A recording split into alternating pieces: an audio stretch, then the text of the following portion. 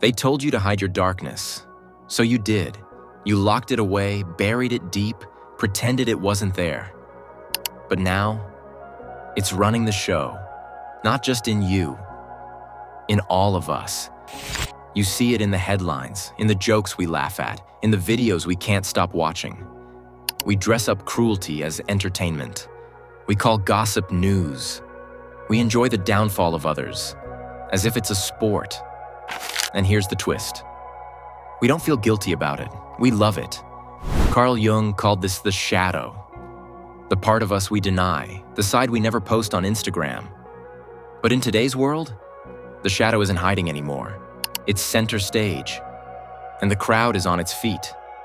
The real question is, why are we clapping? Carl Jung believed every human carries a shadow. Not a literal darkness following you around, but a psychological one.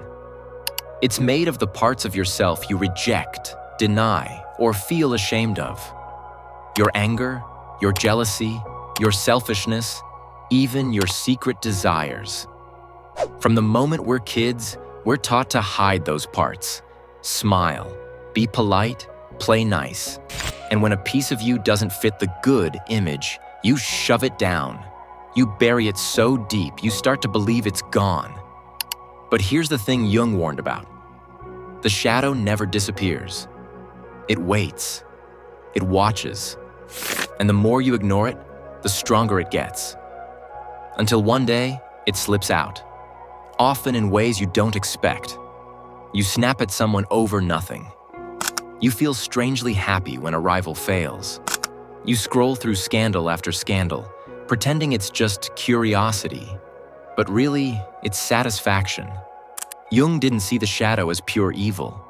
He saw it as human, necessary. It holds creativity, passion, and raw truth. But when it's left unchecked, it controls you without you even realizing. Now imagine this. If an individual's shadow can take over their life, what happens when the collective shadow of an entire society takes the stage? You don't have to look far to see the shadow at work. It's in the way we watch reality shows, waiting for someone to break down so we can talk about it later. It's in the way we share outrage online, not to fix the problem, but because the drama feels good. We say we hate toxicity, but we refresh the comment section like it's a live show. Think about cancel culture.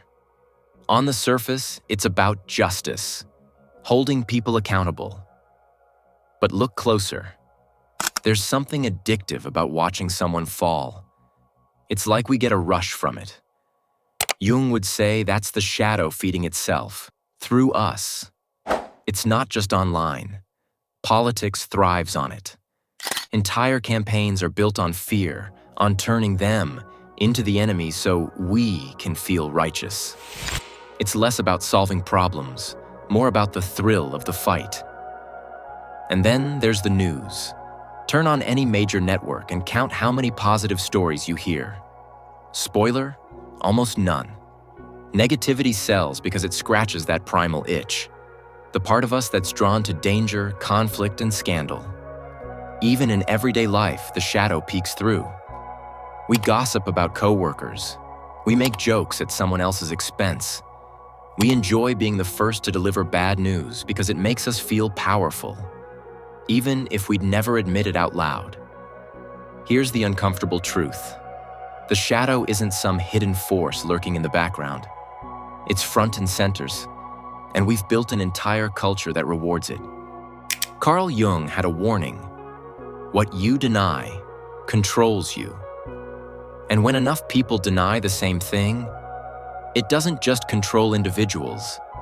It shapes an entire society. One of the ways the shadow works is through projection. We bury the traits we don't like about ourselves.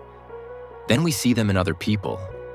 And when we attack them, we feel cleaner, as if we've purged something from ourselves. It's self-deception disguised as moral outrage. That's why cancel culture feels so satisfying for the crowd. It's not just about justice. It's a mirror game. We destroy in others what we refuse to face in ourselves. Jung also talked about the collective unconscious. the shared pool of symbols, fears, and instincts we all carry. When a society's collective shadow is ignored, it becomes a storm. History is full of examples. Communities that preach purity but secretly indulge in corruption. Nations that suppress dissent until it explodes into violence. Moral panics that punish the innocent because the crowd needed an outlet. And here's the twist that makes it even darker. The shadow also contains creativity, energy, and raw truth. We need it. Without it, we'd be hollow, artificial, too perfect to be real. The danger isn't the shadow existing. The danger is when we stop recognizing it as the shadow and start mistaking it for virtue. That's how cruelty becomes entertainment. That's how destruction gets rebranded as justice. That's how we end up smiling while the worst parts of us run the show. So here's the part most people don't want to hear. We're not just victims of the shadow, we're participants. We hand it the microphone, we buy tickets to its show, and deep down, we're entertained. Maybe that's the first step, admitting it. Not to shame ourselves, but to understand what's really going on inside us. Because the shadow isn't a monster we can kill. It's a part of us we have to face. Jung didn't say, destroy it. He said, integrate it. Bring it into the light, see it for what it is, and decide how to use it. Because when you recognize your shadow, you have a choice. To let it consume you, or to channel it into something better. So here's my question to you. The next time you feel that little spark of satisfaction at someone else's failure, the next time you get pulled into a drama you don't need to be in, will you let it feed your shadow? Or will you catch it, smile at it, and keep walking? Because the shadow isn't going anywhere. The only real question is, who's in control?